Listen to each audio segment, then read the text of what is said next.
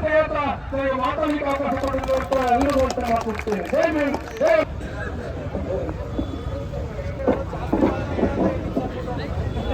ಸಂದೇಶ. ಮೊದಲನೇದಾಗಿ ನಾನು ಅಮಿತ್ ಶಾ ಮತ್ತು ಮೋದಿ ಅವರಿಗೆ ಕೇಳ್ತೇನೆ, ಅಂಬೇಡ್ಕರ್ ಅವರ ಬೂಟು ನಿಮ್ಗೆ ಕಿರೀಟ, ಅವರ ಬೂಟಿನ ಸೈಜ್ ಬಹಳ ದೊಡ್ಡದು. ಅಂಬೇಡ್ಕರ್ ಅವರು ಬಿಟ್ಟಿರ್ತಕ್ಕಂಥ ಬೂಟ್ ಒಳಗಡೆ ಎಳೆ ಮಕ್ಕಳ ತರ ಕಾಣ್ತಕ್ಕಂಥ ಮೋದಿ ಮತ್ತು ಅಮಿತ್ ಶಾ ಅಂಬೇಡ್ಕರ್ ಬಗ್ಗೆ ಏನ್ ಮಾತಾಡಿದ್ರು ಕೂಡ ಅಂಬೇಡ್ಕರ್ ಅವರ ಒಂದು ಕೂದಲು ಕೂಡ ಕೊಂಡ್ಲಿಕ್ಕೆ ಸಾಧ್ಯ ಇಲ್ಲ ಅಂತಕ್ಕಂಥ ದೇಶಕ್ಕೆ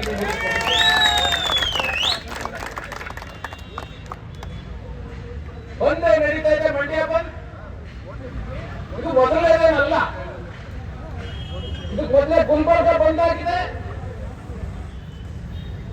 ಕೊಪ್ಪಳ ಬಂದಾಗಿದೆ, ಮೈಸೂರಲ್ಲಿ ಬಂದ್ ಮಾಡ್ತಾರೆ. ಈ ಬಂದ್ನ ಸರಪಳಿ ಮಂಡ್ಯದಿಂದ ಇಂಡಿಯಾದವರೆಗೆ ಆವರಿಸುತ್ತೆ.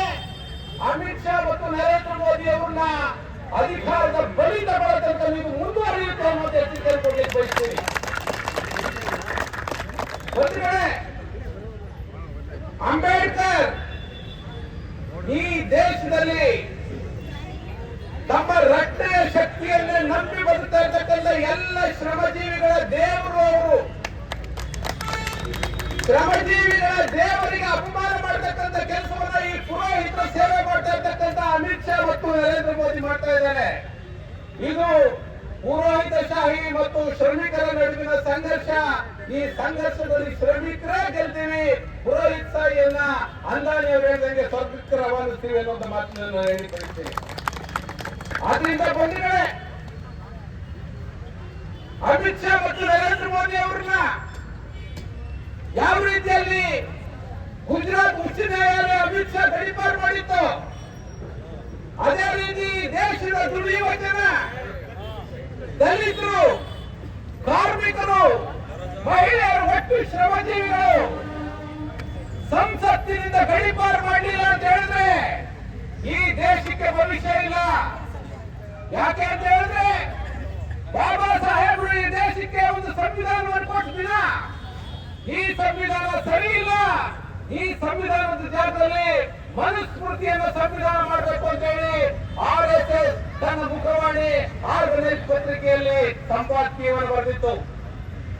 ಆ ಸಂಪಾದಕೀಯವನ್ನು ಕೇಳಿಕೊಂಡು ಓದ್ಕೊಂಡು ಬರೆದಿರ್ತಕ್ಕಂಥ ಅಮಿತ್ ಶಾ ಆ ಸಂಪಾದಕೀಯದಿಂದ ಸ್ಫೂರ್ತಿ ಪಡ್ಕೊಂಡು ಅಧಿಕಾರದಲ್ಲಿರ್ತಕ್ಕಂಥ ನರೇಂದ್ರ ಮೋದಿ ಸಂವಿಧಾನವನ್ನ ಇಲ್ಲದೆ ಮಾಡಲಿಕ್ಕೆ ಆ ಜಾಗದಲ್ಲಿ ಮನುಸ್ಮೃತಿಯನ್ನು ಸ್ಥಾಪನೆ ಮಾಡಲಿಕ್ಕೆ ಹವಣಿಸ್ತಾ ಇದ್ದಾರೆ.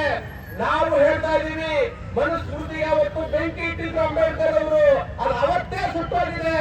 ನೀವು ಅಂಬೇಡ್ಕರ್ ಸಿಗ್ತಕ್ಕಂಥ ಸಂವಿಧಾನದ ಜಾಗದಲ್ಲಿ ಮನುಸ್ಮೃತಿಯನ್ನ ಪ್ರತಿಷ್ಠಾಪಿಸಲಿಕ್ಕೆ ಅದನ್ನ ಅಂಬೇಡ್ಕರ್ ಅವರೇ ಸುಟ್ಟಾಕ್ಬಿಟ್ಟಿದ್ದಾರೆ. ಮೋದಿ ಅಮಿತ್ ಶಾ, ನೀವು ಅಂತ ಭ್ರಮೆಯಲ್ಲಿ ಬದುಕಬೇಡಿ ಅಂತ ಹೇಳಿ ನಾವು ಮಾತಾಡಿ ಬಯಸ್ತೀವಿ.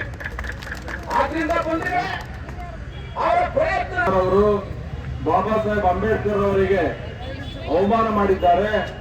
ಅದನ್ನ ವಿರೋಧಿಸಿ ಇವತ್ತು ನಾವು ಬಂದನ್ನ ಕರೆಕೊಟ್ಟಿದ್ವಿ. ಈ ಬಂದ್ಗೆ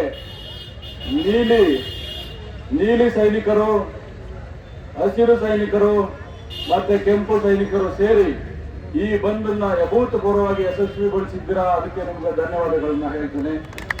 ಯಾರು 6 ತಾಲೂಕುಗಳಿಂದ ಮಂಡ್ಯಕ್ಕೆ ಬಂದಂತಹ ಎಲ್ಲ ಭೀಮ ಸೈನಿಕರು ನೂರಾರು ಸಂಖ್ಯೆಯಲ್ಲಿ ಬಂದಿದ್ದಾರೆ. ಅವರ ಪಾದಗಳಿಗೆ ನನ್ನ ನಮಸ್ಕಾರವನ್ನ ಹೇಳ್ತೀನಿ. ಬಂಧುಗಳೇ, ಏನು ಬಿಜೆಪಿಯವರು ಕಳೆದ ಬಾರಿ 400 ಸೀಟ್ನ ಗೆಲ್ತೀವಿ, ಆ ಮುಖಾಂತರ ಬಾಬಾ ಸಾಹೇಬ್ ಅಂಬೇಡ್ಕರ್ ಅವರ ಸಂವಿಧಾನವನ್ನ ಬದಲಾವಣೆ ಮಾಡ್ತೀವಿ, ಮನು ಸಂವಿಧಾನವನ್ನ ಜಾರಿಗೊಳಿಸ್ತೀವಿ ಅಂತ ಮಾತಾಡಿದ್ರು. ಅದನ್ನ ಎಚ್ಚೆತ್ಕೊಂಡಂತ ಎಲ್ಲ ಅಂಬೇಡ್ಕರ್ ವಾದಿಗಳು, ಜನಪರ ಪ್ರಗತಿಪರ ಬಂಧುಗಳು 250 ಸೀಟು ಜಾರ್ಖಂಡ್ ಮಾಡಿದ್ದೀರಾ.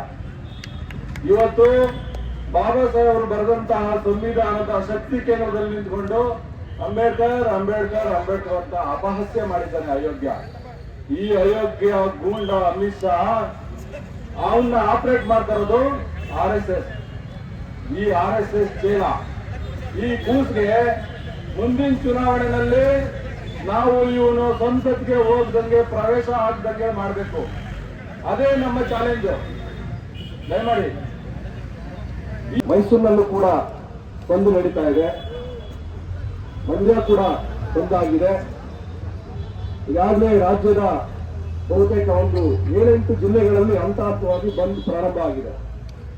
ಅಮಿತ್ ಶಾ ಹೇಳಿಕೆ ಕೊಟ್ಟ ನಂತರ ಈ ದೇಶಾದ್ಯಂತ ಒಂದು ಸಂಚಲನ ಸೃಷ್ಟಿಯಾಗಿದೆ. ಮುಂದೆ ಬ್ರಿಟಿಷ್ ಇದ್ದಾಗ ಅವ್ರನ್ನ ಈ ದೇಶ ಬಿಟ್ಟು ಓಡಿಸ್ಬೇಕಂತೇಳಿ ಏನು ಸ್ವಾತಂತ್ರ್ಯ ಹೋರಾಟ ಶುರುವಾಯಿತು, ಹಾಗೆ ಈ ಮನುವಾದಿ ಬಿಜೆಪಿ ಮತ್ತು RSS ಏನು ಅಧಿಕಾರದಲ್ಲಿದೆ, ಇವರು ಅಧಿಕಾರದಲ್ಲಿರೋವರೆಗೂ ಸಂವಿಧಾನಕ್ಕೆ ಬಹಳ ದೊಡ್ಡ ಅಪಾಯ ಇದೆ. ಹಾಗಾಗಿ ಯಾವ ರೀತಿ ಸ್ವಾತಂತ್ರ್ಯ ಹೋರಾಟ ನಡೀತು ಬ್ರಿಟಿಷರನ್ನ ತೊಲಗಿಸ್ಲಿಕ್ಕೆ, ಅದೇ ರೀತಿ ಇವತ್ತು ಸಂವಿಧಾನವನ್ನ ಉಳಿಸ್ಲಿಕ್ಕೆ RSS ಮತ್ತು ಬಿಜೆಪಿಯನ್ನ ಈ ದೇಶದಿಂದ ಮತ್ತು ಅಧಿಕಾರದಿಂದ ತೊಲಗಿಸ್ಲಿಕ್ಕೆ ನಾವು ಹೋರಾಟ ಮಾಡಬೇಕಾದಂತ ಒಂದು ದೊಡ್ಡ ಅನಿವಾರ್ಯತೆಯನ್ನ ಈ ಬಿಜೆಪಿ ಮತ್ತು RSS ಅವರು ಸೃಷ್ಟಿ ಮಾಡಿದ್ದಾರೆ. ಸೊ ಹಾಗಾಗಿ ಬಂಧುಗಳೇ, ಇದು ಒಂದು ರೀತಿಯ ಚಾಲೆಂಜ್ ನಮಗೆ. ಯಾಕೆಂದ್ರೆ ನೋಡಿ, ಬಿಜೆಪಿಯವರು ಮತ್ತು RSS ಅವರು ಮೊದಲನೇ ಬಾರಿಗೆ ಏನು ಅಂಬೇಡ್ಕರ್ ವಿರೋಧಿಗಳಲ್ಲ ಇವರು. ಬಾಬಾ ಸಾಹೇಬ್ ಅಂಬೇಡ್ಕರ್ ಯಾವ ಕಾಲದಲ್ಲಿ ಹೋರಾಟವನ್ನ ಶುರು ಮಾಡಿದ್ರು ಆವತ್ತಿಂದನೂ ಅಂಬೇಡ್ಕರ್ ಅವರನ್ನ ವಿರೋಧಿಸ್ಕೊಂಡು ಬಂದಿದ್ದಾರೆ, ಸಂವಿಧಾನವನ್ನ ವಿರೋಧಿಸ್ಕೊಂಡು ಬಂದಿದ್ದಾರೆ. ಬಹಳ ಮುಖ್ಯವಾಗಿ Baba Saheb Ambedkar constituent assembly election ನಿಂತಾಗ, ಸಂವಿಧಾನ ರಚನಾ ಸಭೆಗೆ ಚುನಾವಣೆಗೆ ನಿಂತಾಗ 1946ರಲ್ಲಿ ಕಾಂಗ್ರೆಸ್ ಪಕ್ಷದಿಂದ ಒಬ್ಬರೇ ಅಭ್ಯರ್ಥಿಯನ್ನು ನಿಲ್ಲಿಸಿ ಆ ಕಾಂಗ್ರೆಸ್ ಅಭ್ಯರ್ಥಿಗೆ ಅಂಬೇಡ್ಕರ್ ವಿರುದ್ಧ ಈ RSS ಅವರು, ಹಿಂದೂ ಮಹಾಸಭಾದವರು ಸಪೋರ್ಟ್ ಮಾಡಿದರು. ಸೊ ಅಂದ್ರೆ ಅಂಬೇಡ್ಕರ್ ಸಂವಿಧಾನ ರಚನಾ ಸಮಿತಿಗೆ ಬರಬಾರದು ಅಂತಕ್ಕಂಥದ್ದು ಕೂಡ RSS ನ ಹಿಂದೂ ಮಹಾಸಭಾದ ನಿಲುವಾಗಿತ್ತು. ಸೊ ಅದಾದ ನಂತರ ಬಾಬಾ ಸಾಹೇಬ್ ಅಂಬೇಡ್ಕರ್ ಸಂವಿಧಾನ ಬರೆದುಕೊಟ್ಟ ನಂತರ ಈಗಾಗಲೇ ಕೃಷ್ಣೇಗೌಡರು ಹೇಳಿದಂಗೆ ಈ ದೇಶಕ್ಕೆ ಅಂಬೇಡ್ಕರ್ ಬರೆದಿರ್ತಕ್ಕಂಥ ಸಂವಿಧಾನ ಸೂಕ್ತ ಅಲ್ಲ, ಮನೋಧರ್ಮ ಸಂವಿಧಾನ ಆಗಬೇಕಂತ ಹೇಳಿ ಆರ್ಗನೈಸರ್ ಪತ್ರಿಕೆಯಲ್ಲಿ ಬರೆದಿದ್ದರು. ಬಾಬಾ ಸಾಹೇಬ್ ಅಂಬೇಡ್ಕರ್ ಸಂವಿಧಾನ ರಚನೆ ಆದ ನಂತರ ಹಿಂದೂ ಕೋಡ್ ಬಿಲ್ ಅನ್ನ ಮಂಡಿಸ್ತಾರೆ.